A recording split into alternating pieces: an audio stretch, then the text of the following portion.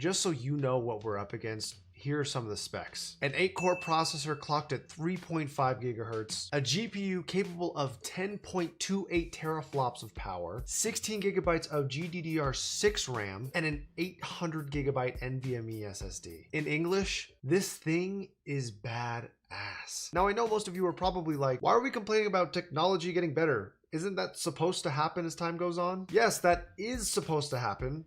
The problem is that somehow all of that only costs $500. For specs that powerful, you would normally find that in an $800 computer. For this video though, we're gonna focus on one spec specifically, 10.28 teraflops of power. That is the amount of power that comes from the PS5's graphics processing unit. In case you don't know, a teraflop is a unit of measurement for computing speed. Every graphics card has an amount of teraflops they can output. The equivalent of that power would come from a GTX 1080. And right now, if you try to find that graphics card, even used, it sells for $350, which is basically almost the entire $500 it costs for the PS5. So hopefully, if you didn't already understand the hype behind the PlayStation 5, now you know. It is a lot of performance for not a lot of money. On top of that, Sony has games that are coming out exclusively for the PlayStation 5. So other than the console being priced insanely well, if you want to play classics like Ratchet & Clank, Marvel Spider-Man, and Demon's Souls, and more, then you need to get a PlayStation. So what do? Sell our computers and give up? Honestly,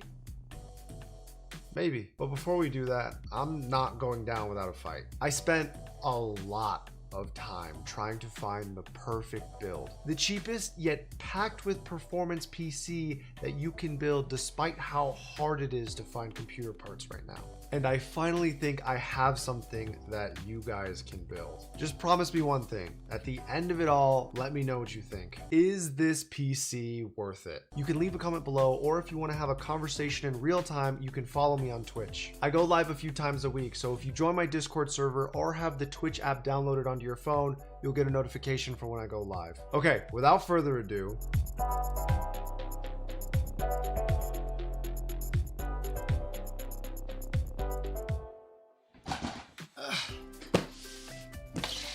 yes, I'm aware this isn't the prettiest presentation, but at least this computer won't look like a router. Keep in mind, this build is not ideal due to the availability of parts and delivery times, but the core parts of this build are possible to recreate. For the processor, we have the Ryzen 5 1600. Even though this processor has a little bit of age to it now, considering all the newer options that are out, it is still able to game very well and is very, very cheap. If you were looking to upgrade even slightly from something that is 6 cores, 12 threads, you would be paying at least an extra $50 to $60. And at $105, this thing is great. For the motherboard, we are going with the cheapest option available, which is the Gigabyte A320, aka the bare minimum. This motherboard comes in at $55, and for a motherboard that supports DDR4, I am surprised we can still get it for this cheap. This is such a poor motherboard that it actually only supports RAM that is 266 megahertz. So, in order to maximize on the value of this build, we got Patriot Signature RAM, 8 gigabytes of 266 megahertz frequency. This RAM only costs $30. Now, some of you may know that lower frequency RAM does actually impact the FPS in games on Ryzen processors, but the reason we are trying to keep everything so cheap is because we are trying to spend most of our budget on the graphics card in hopes that it will carry this computer in its worth. Now, before I show you the graphics card, I want to tell you something that we haven't talked about in a long time. EVGA Midweek Madness. EVGA Midweek Madness is a sale that happens every midnight of Wednesday morning. Every midnight of Wednesday. As soon as Wednesday starts Pacific Standard Time. Today, Junior? For a long time, especially considering the current state of things going on in the world, it has been dry. To give further detail, in case you don't already know, it is a sale that is put on once a week by EVGA, selling all of their B-stock products that get returned to them. All of these products are tested, and some of them are just returns that were barely used by customers who purchased them originally. Now, like I was saying, lately, that sale has been absolute garbage. There have been no good parts and no good deals that have gone online. However, these last couple weeks, they have actually been posting a lot of graphics card options for significantly cheaper. There were 2 cards that I bought specifically for this build, and it's up to you to choose which one you would want to go for depending on your budget. Inside here, we have a GTX 1660 Ti as well as an RTX 2060 XC. The 1660 Ti normally sells for about $280, yet this was available for $220. For the RTX 2060, this card normally sells for $350. However, this was available for only $270. The 1660 Ti is capable of putting out 11 teraflops, whereas the RTX 2060 is capable of putting out 12.90. Both of these cards are comparable in terms of their raw GPU strength to the PlayStation 5. Obviously, there is a $50 difference, so whichever card you end up going for is up to you. In this video though, we're going to be using the RTX 2060 because, well, you know, I'm insecure. I want to see bigger numbers. I'm kind of compensating.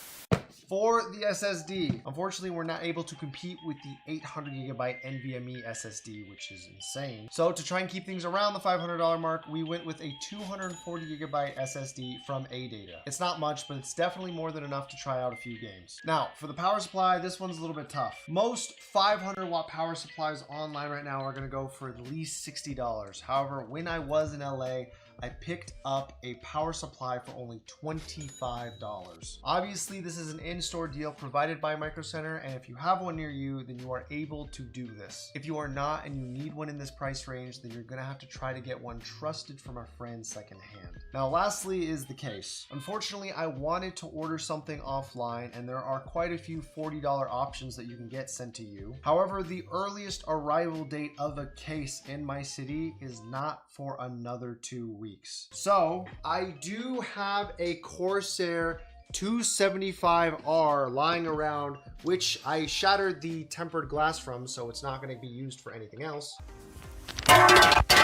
So I figured I would use it in this video and just call it a $40 purchase because there are plenty of cases out there, like I said before, that you can buy. At the end of the day, the point of this build is to get performance, so I hope you will excuse the look. So if you add all of that together, then you are looking at $555 for this build. Remember, if you go for the 1660 Ti option, then you get it down to $505. I know that's more than the speculated $500 price for the PS5. Again, we are trying to make the best thing that is possible with what's available right now. However, for the performance that is going to come out of this for $550, we're looking at something pretty nice. So without further ado, we're going to start building this thing and see just how good it is.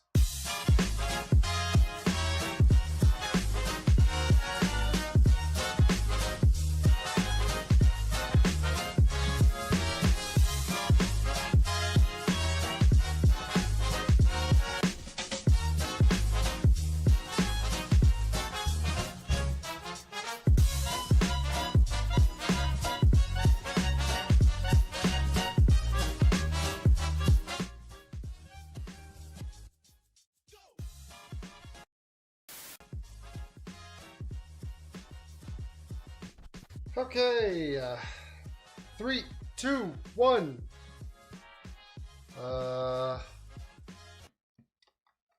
Oh, no. Hey, okay, whoo. Oh, I thought the fucking, oh. Yeah.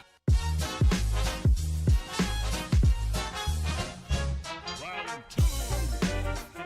Okay, so now that we've got some games installed, we are going to try and see what this thing is capable of.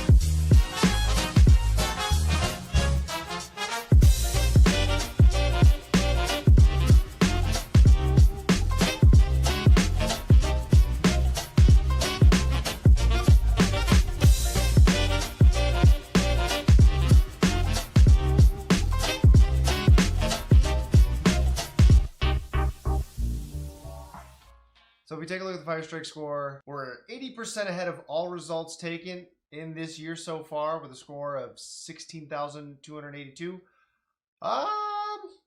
You know, that's kind of where I expected to be. For $550, getting there, can you find any other pre-built that gets that level? Absolutely not. Can you find a console that gets that level? Yeah, probably. It's called the PlayStation 5.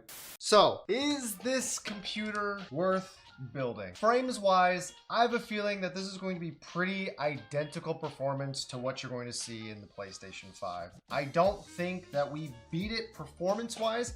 However, you have to keep in mind, even though there are exclusive titles to the PlayStation 5, there are also exclusive titles to the PC. If you're an esports gamer and you like being competitive, there are still games that you can only play if you have a computer. And honestly, one other perk of going this route that I didn't even touch on earlier is the fact that we have ray tracing technology in a computer that costs less than $600. I cannot think of another budget build on the internet that successfully has this that is not incredibly bottlenecked. So while this thing might not blow the PlayStation 5 out of the water with frames, it still is incredible and is a great option to build, especially considering the times and how expensive computers are. Finding RTX cards and RTX builds that you can put in for a system this cheap is definitely impressive. So if you are looking to build this and recreate it, I will put links in the description so that you guys can try and get this for yourself. It's a very simple build. This is not complicated to put together at all. If you are lost, I have a tutorial